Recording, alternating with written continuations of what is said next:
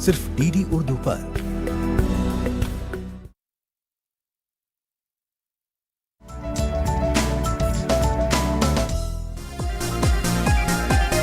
इक्कीसवीं सदी में बदल जाएंगे इंसानी जिंदगी के मानी।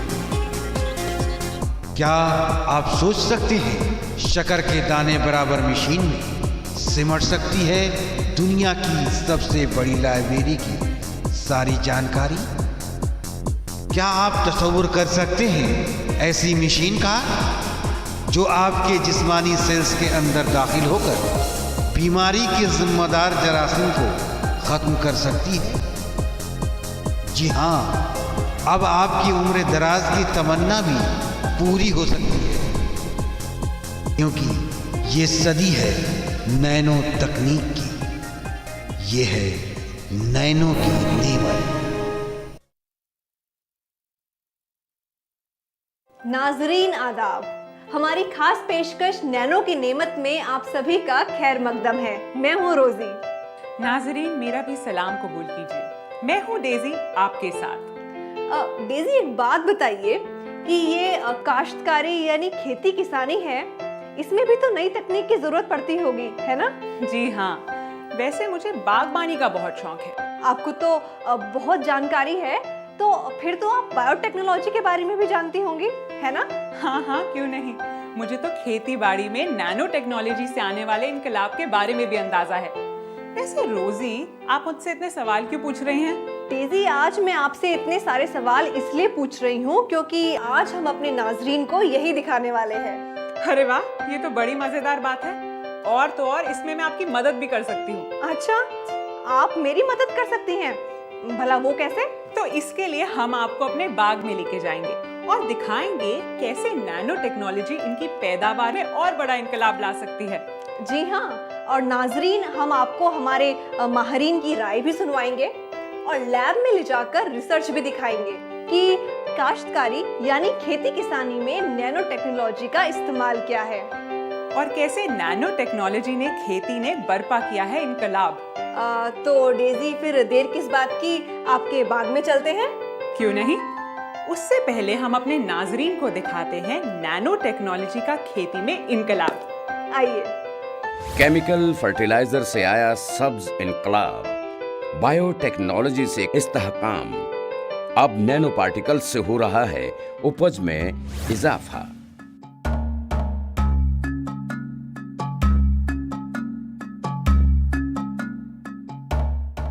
काश्तकारी या एग्रीकल्चर इंडस्ट्री को हमारे मुल्क की तरक्की में खासी अहमियत हासिल है। आज भी तकरीबन 80% आबादी खेती किसानी या काश्तकारी को ही अपनी जिंदगी गुजारने का जरिया बनाए हुए है। लेकिन रिवायती तरीकों से खेती किसानी करना रहमत कम और जहमत ज्यादा साबित हुआ। हमारे मुल्क के किसानों की बदहाली की सबसे बड़ी वजह भी यही है।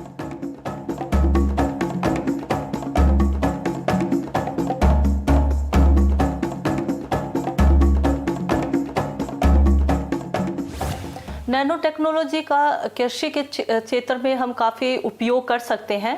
वैसे अब तक ज़्यादा हमारे यूज़ नहीं हुआ है, ओनली थ्योरेटिकल, मतलब इसके एस्पेक्ट्स हमें पता है कि हम ऐसे यूज़ कर सकते हैं। लेकिन जैसे हमें देखा कि मोस्टली जो फार्मर्स हैं उनको सभी इकोनॉमिक प्रॉब्लम होती है, क्योंकि इतना फसल में इतनी बढ़ोतरी नहीं होती। कुछ तो जो पेस्ट हैं, डिजीज हैं प्लांट्स में, वही खेत में ही जो फसल है वो ख़राब हो जाती है।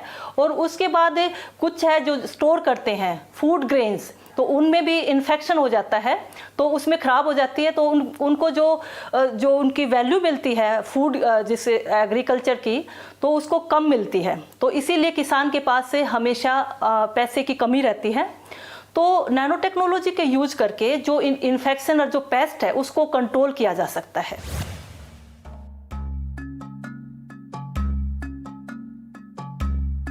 हालांकि ग्रीन रेवोल्यूशन के तहत काश्तकारी में बेहतर तब्दीली आई और इससे किसानों को खातिर ख्वाह फायदा भी हासिल हुआ, लेकिन इसका दायरा इतने बड़े मुल्क में बहुत महदूद था।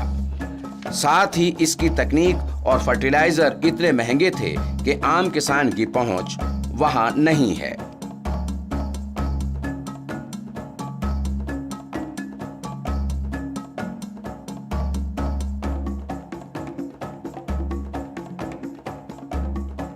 हाल के दिनों में खास जीन की मदद से अच्छी क्वालिटी की फसल की तरक्की में बायोटेक्नोलॉजी भी अहम किरदार अदा कर रही है।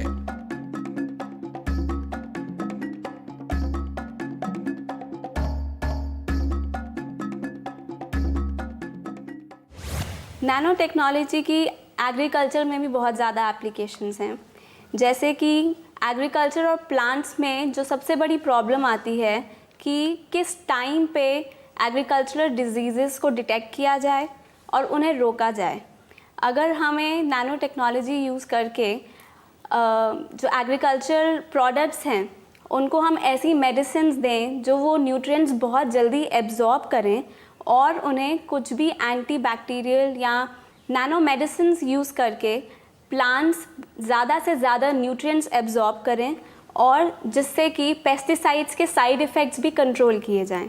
इस तरह से जो प्लांट्स और एग्रीकल्चर प्रोडक्ट्स हैं वो हमें ज़्यादा क्वांटिटी में मिल सकते हैं और उनकी डिजीज़ेस भी टाइम पे डिटेक्ट होके क्योर की जा सकती हैं।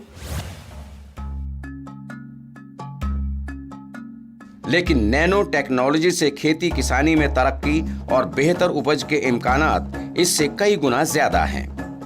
वजह यह है कि इस तकनीक के जरिए बायो पार्टिकल्स और सेल्स का बेहतर इस्तेमाल मुमकिन हो गया है, जिसकी वजह से ये तकनीक काफी कारगर साबित हो रही है।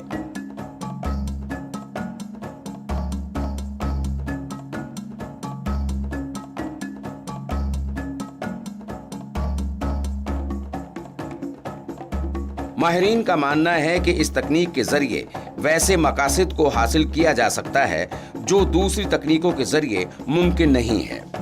इसके अलावा नैनो टेक्नोलॉजी पेड़ और जानवरों से मुतल्लिक जीन के मुताले में भी बहुत अहम किरदार अदा कर रही है।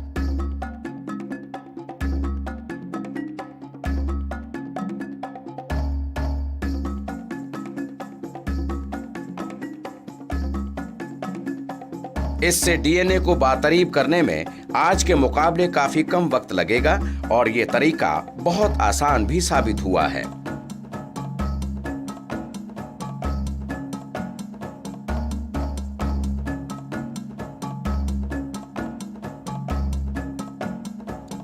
काश्तकारी यानी खेती की सूरत बदलने में इस तकनीक की ताकत का हालांकि अभी बहुत ज्यादा लोगों को पता नहीं है, लेकिन हकीकत ये है कि नैनो तकनीक के जरिए अशियाए खुर्दनी यानी खाने पीने के सामान की हालत को बरकरार रखने के साथ साथ फाइबर, ईंधन और काश्तकारी से मुतल्लिक दूसरे प्रोडक्ट की मांग को भी पूरा किया जा सकता है।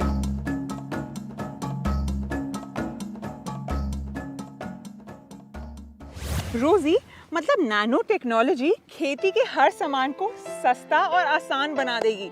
बिल्कुल डेजी। देखिए मैं आपको समझाती हूँ। जैसे कि अभी हमें 1 एकड़ जमीन की सिंचाई के लिए जितने पानी की जरूरत होती है ना, नैनो टेक्नोलॉजी के बाद उससे बहुत कम पानी की जरूरत महसूस होगी।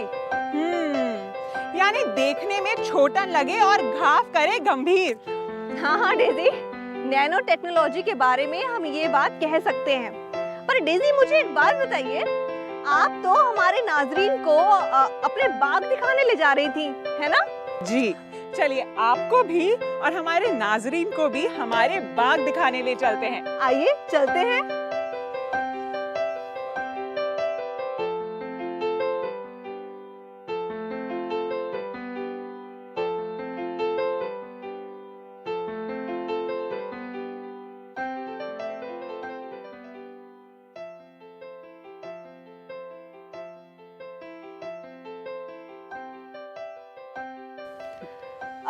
डेजी, आपका वो जो घर का बाग है ना, वो छोटा तो जरूर है पर वाकई में था बहुत ही खूबसूरत, है ना? बिल्कुल। वैसे रोजी, आपने ये पेड़ देखा?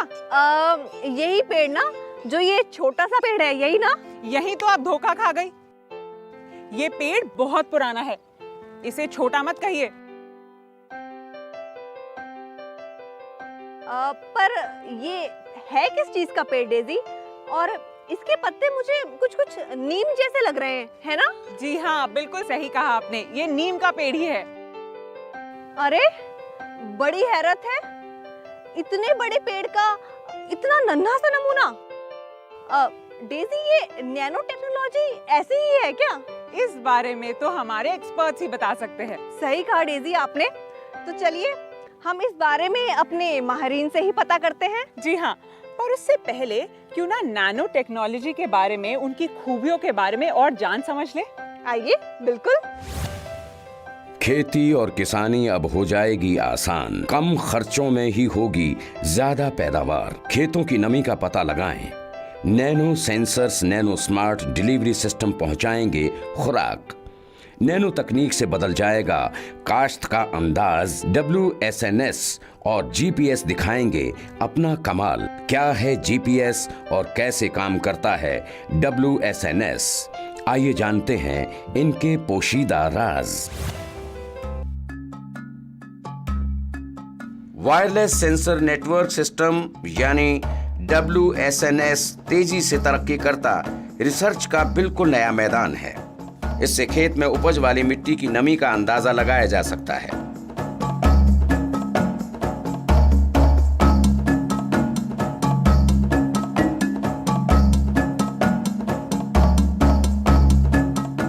इसकी मदद से किसान को नमी की सही जानकारी होने पर आबपाशी का सही वक्त पर इंतजाम किया जा सकता है। इसी तरह GPS यानी ग्लोबल पोजीशन सिस्टम बिल्कुल इस्तेलाह है, लेकिन GPS को WPS से जुड़कर किसान को इनकी मदद से दूर दूर तक अपनी फसल के मुतालिक यानी कीड़ों और सूखे के खतरात की जानकारी मिलती रहेगी, जिससे किसान अपनी फसल का सही वक्त पर बेहतर इंतजाम कर सकता है।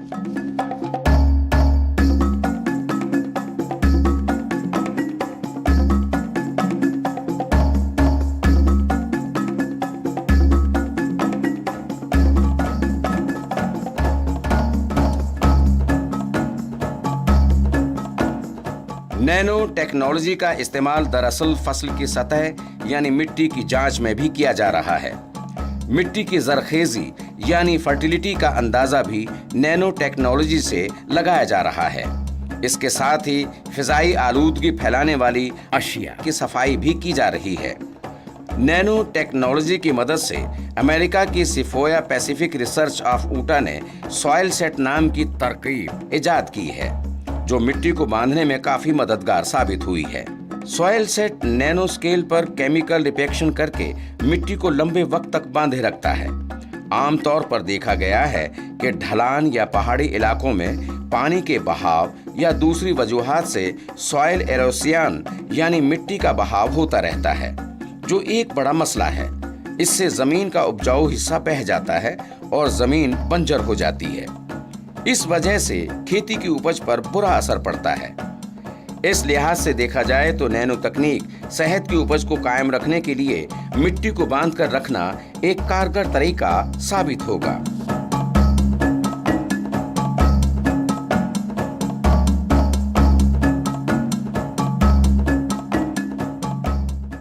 हाँ डेजी, देखा ना आपने कि ये नैनो सेंसर्स और GPS कितने कमाल के औजार हैं, है ना? हाँ रोजी, और सॉइल सेट?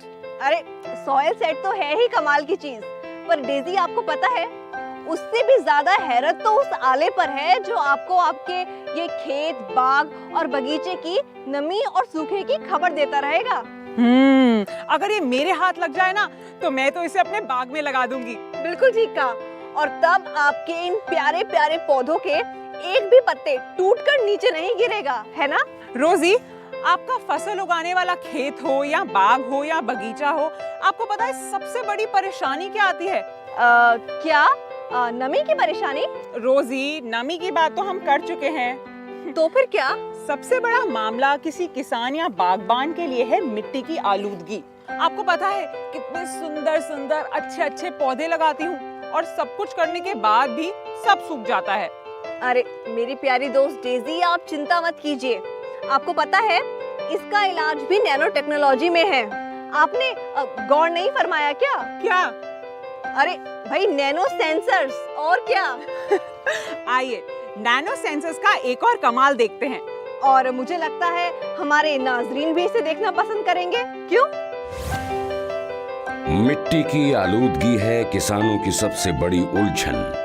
मिट्टी की आलूदगी से बंजर पड़ी है लाखों एकड़ जमीन।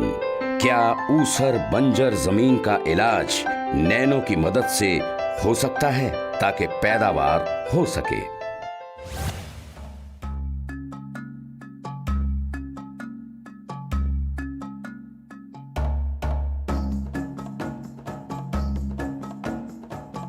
खेती किसानी के लिए जमीन का हमवार होना बहुत जरूरी है। हमारे मुल्क के एक बड़े हिस्से की जमीन बंजर पड़ी हुई है। इसकी सबसे बड़ी वजह मिट्टी की आलूदगी है।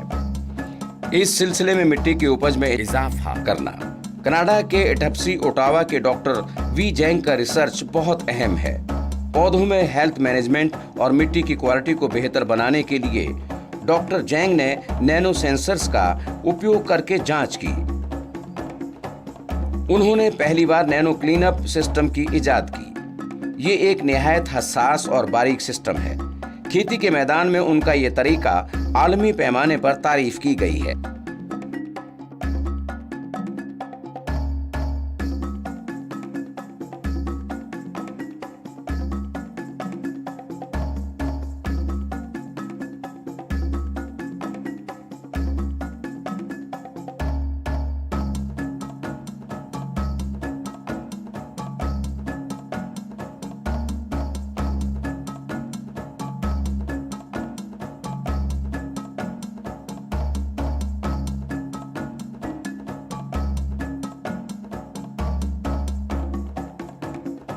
डॉक्टर जैंग की इस तरीके में पहली आलूदगी की निशानदेही है। इसके बाद उसमें इंजेक्शन के जरिया द्वारा लौह नैनो पार्टिकल्स को पहुंचाया जाता है। मिट्टी में पहुंचाते ही ये पार्टिकल्स अपना असर दिखाते हैं।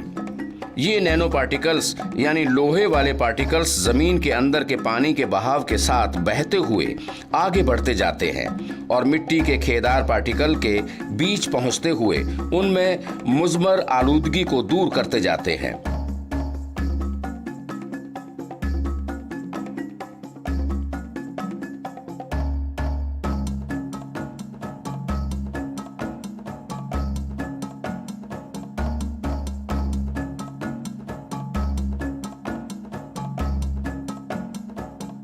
इस तरह मिट्टी आलूदगी वाली अशिया से पाक होती हुई बेहतर होती जाती है।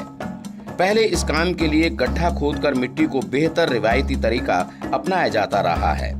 साइंसदानों का तसव्वुर है कि इस रिवायती तरीके से नैनो तकनीकी के जरिए अपनाया गया तरीका सस्ता है और साथ ही असर और कम वक्त भी लगता है।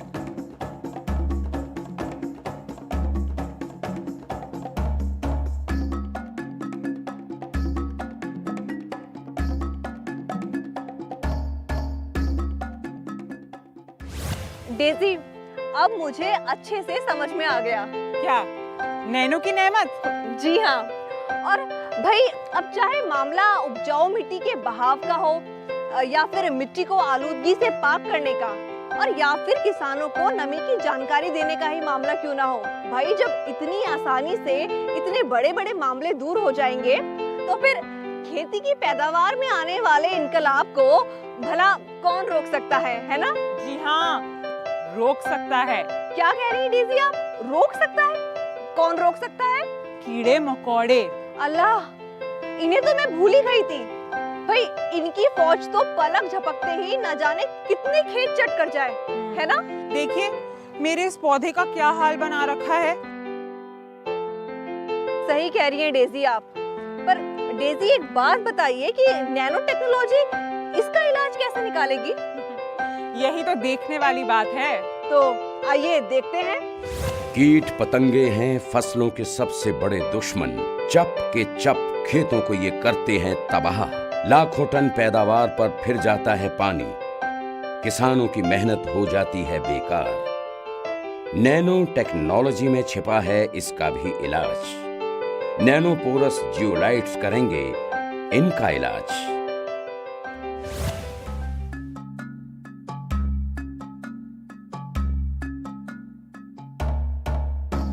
ये देखा गया है कि खेत में बिना बुलाए मेहमान अनचाहे पौधे और घास या कीड़े मकोड़ों को खत्म करने वाली केमिकल दवाएं आज भी बड़े पैमाने पर खेतों में डाली जाती हैं।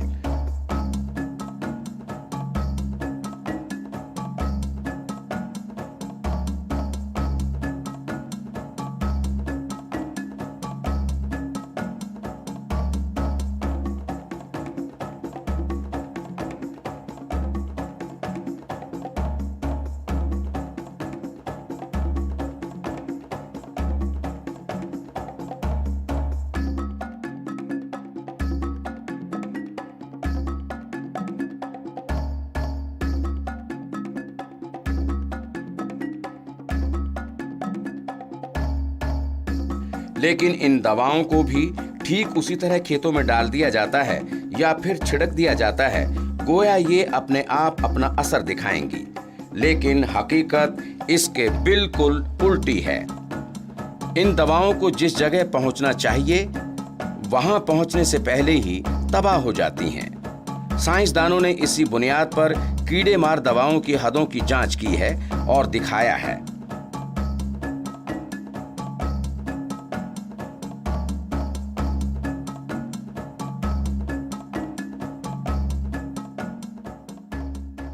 भारत जैसा देश में 80% लोग कृषि के ऊपर निर्भर करके चलते हैं, तो हमारे लिए तो ये बहुत बड़ा एक चुनौती है कि नैनो साइंस को कृषि में इस्तेमाल किया जाए।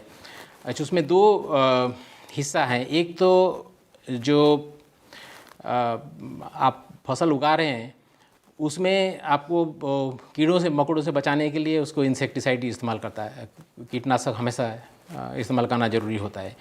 जैसे मैंने मेडिकल साइंस के लिए बताया, यहाँ भी वही चलता है। क्या होता है, आप उसको स्प्रे करें एवरी 2-3 दिन में एक बार।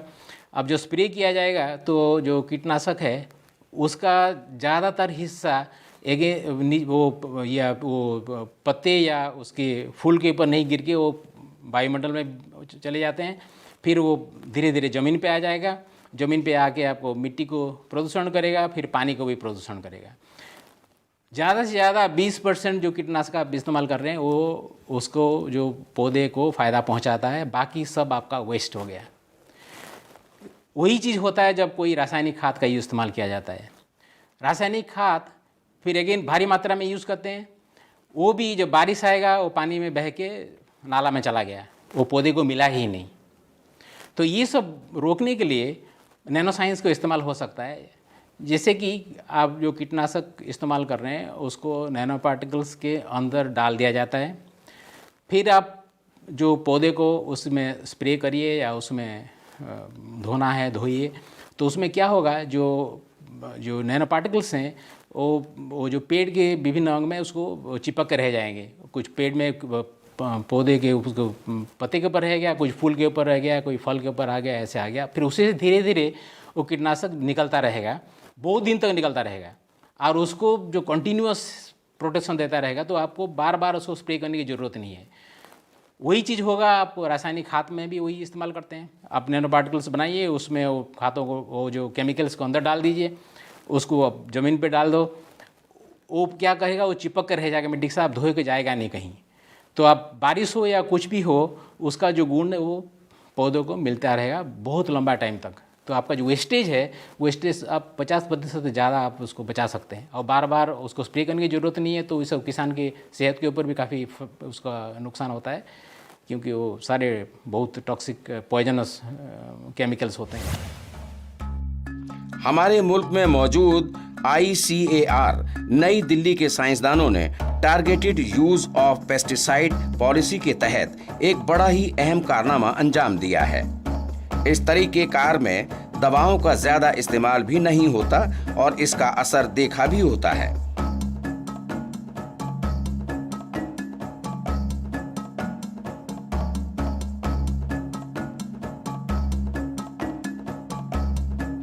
ये महसूस किया गया है कि दवाओं का इस्तेमाल जरूरत के मुताबिक ही होना चाहिए, लिहाजा इसके ऐसे हम शक्ल तैयार किए जाएं जो एक तरफ नुकसानदायक भी ना हो और दूसरी तरफ इसका गलत असर भी ना पड़े।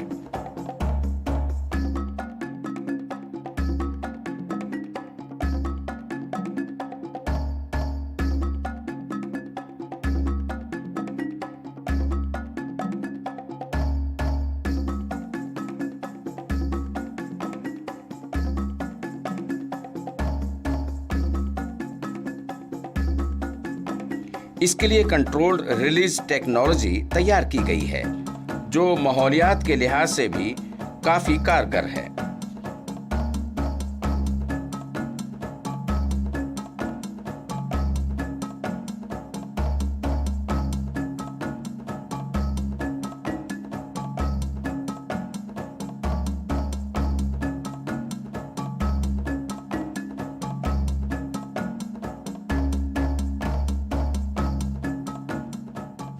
तो नाजरीन, ये था था हमारा आज का एपिसोड। फिर हाजिर होंगे एक नई तलाश के साथ। तब तक के लिए हमें दीजिए इजाजत। खुदा हाफिज।